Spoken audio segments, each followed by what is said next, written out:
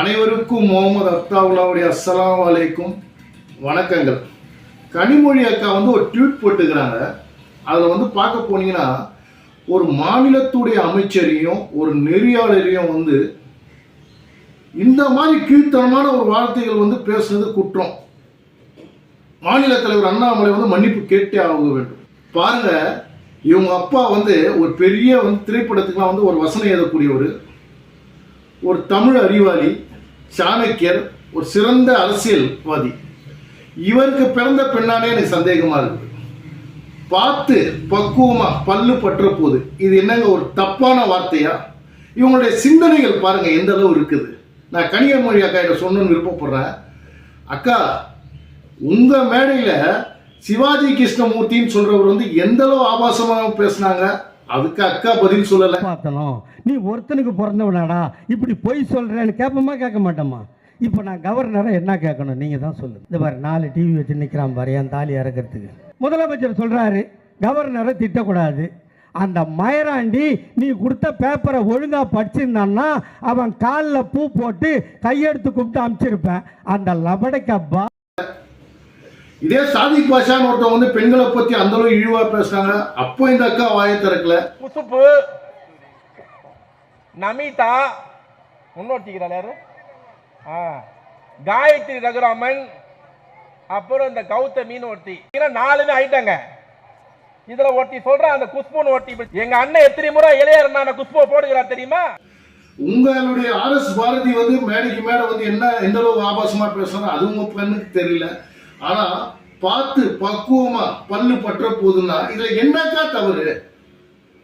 மக்கள் சிந்திக்கணும். ஒரு 2 நாளைக்கு முன்னாடி மாநில தலைவர் அண்ணாமலை போய் மீடியா கிட்ட அவரா போய் சொல்லல, ஒரு கோயிலை சுத்தம் பண்ணி அவர் அந்த மீடியாவில் இருக்கிறவங்க கேட்குறாங்க, இந்த மாதிரி உதயநிதி ஸ்டாலினுடைய பேட்டியை பார்த்தீங்களான்னு கேட்கும்போது அவர் அந்த இடத்துல சொல்றாரு, அண்ணே பார்த்தேன்.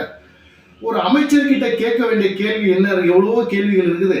அதை விட்டுட்டு நீங்க சாப்பிட்டீங்களா, நீங்க தூங்குனீங்களா, உங்க இளமைக்கு என்ன காரணம், நீங்க தலைக்கு தேங்காய் எண்ணெய் போடுறீங்களா, ஏன்னா இதெல்லாம் ஒரு விஷயமான ஒரு அமைச்சர்கிட்ட என்ன கேட்கணும்? இந்த புயல்ல எத்தனை வீட்டுல பாதிப்பு ஏற்பட்டுக்குது, அதை நீங்க ஏதாவது நிவாரணம் பண்ணீங்களா? 1000 ரூபாய் கொடுக்குறேன்னு சொன்னீங்களே, இத்தனை பேருக்கு ஏன் கொடுக்கலன்னு ஒரு வார்த்தை கேட்டாங்களா? இன்னைக்கு இவங்க ஆட்சியில இவ்வளவு ஊழல் நடக்குது, இவங்க மேல ஏதாவது நடவடிக்கை எடுத்துருக்கீங்களான்னு கேட்டீங்களா? அதை பத்தியெல்லாம் எதுவுமே இல்லை. இன்னைக்கு தமிழகம் வாங்கின கடன் இவ்வளவு கடன் சொல்லுவீங்க, நீங்க உங்க ஆட்சிக்கு 3 வருஷத்துல எவ்வளவு கடன் அடைச்சிருக்கிறீங்க, எவ்வளவு பொருளாதார வியாபாரத்தை கொண்டு வந்திருக்கீங்க, இதெல்லாம் ஒரு நெறியாளர் கேட்கணுமா கேட்க கூடாதா? அதை விட்டுட்டு நீ சீக்கால குளிச்சியா ஷாம்புல குளிச்சியான்னு கேட்டீங்கன்னா யாருக்கு தானே சிரிப்பு வராது? பாருங்க, முதலமைச்சருக்கும் சரி அவங்க பையனுக்கும் சரி இந்த நெறியாளர்கள் பேட்டி எடுக்கும்போது பார்த்தீங்கன்னா அப்படியே பக்குவமா அப்படியே பேட்டி எடுப்பாங்க. ஆனா மற்றவங்க கிட்ட பார்க்க போனீங்கன்னு சில கேள்வி கேட்கும்போது எந்த மாதிரி இடக்கு முடக்கான கேள்வி எல்லாம் கேட்கறாங்க. இந்த 3 வருஷத்துல இன்னைக்கு அண்ணாமலை அவர்கள் கிட்ட எந்தெந்த மாதிரியான கேள்வி எல்லாம் கேட்டிருக்கிறாங்க, அதற்கெல்லாம் அவர் எவ்வளவு பொறுமையா பதில் சொல்லியிருக்கிறாரு. நான் திமுக கிட்ட கேட்கிறேன், சேலஞ்ச் பண்றேன், அண்ணாமலை தரக்குறைவா பேசின ஒரு வீடியோ எடுத்து போட்டுருங்க. நான் மறுபடியும் சொல்றேன், ஒரு வீடியோ எடுத்து போட்டுருங்க. அறிவாலயத்துக்கு முன்னாடி பிச்சை எடுக்கிறேன். ஏங்க, ஒரு பட்டியலினத்து பொண்ணுக்கு நடந்த ஒரு சம்பவத்துக்கு இதுவரைக்கும் அமைச்சர் உதயநிதி வாய் திறக்கலங்க. நீட்டால சேர்த்த அனிதாவுக்கு எந்த அளவு பேசினாரு, மேடைக்கு மேடை பேசினாருங்க. எங்க போனார் அந்த உதயநிதி? சேலம் மாநாட்டில் எப்படி அவங்க அப்பாவை கவரலாம், எப்படி மக்களை ஏமாத்தலாம்னு சொல்லி அங்க இருக்காரு. அதனால அவருக்கு பேசுறதுக்கு நேரம் இல்லை. கனிமொழி அக்காவது பேசுறாங்களா? உன் கட்சியில இருக்கிற ஒரு MLA உடைய பையன் வீட்டுல ஒரு பட்டியலினத்துக்கு நடந்த அந்த அவல நிலைக்கு நீ குரல் கொடுத்தியா?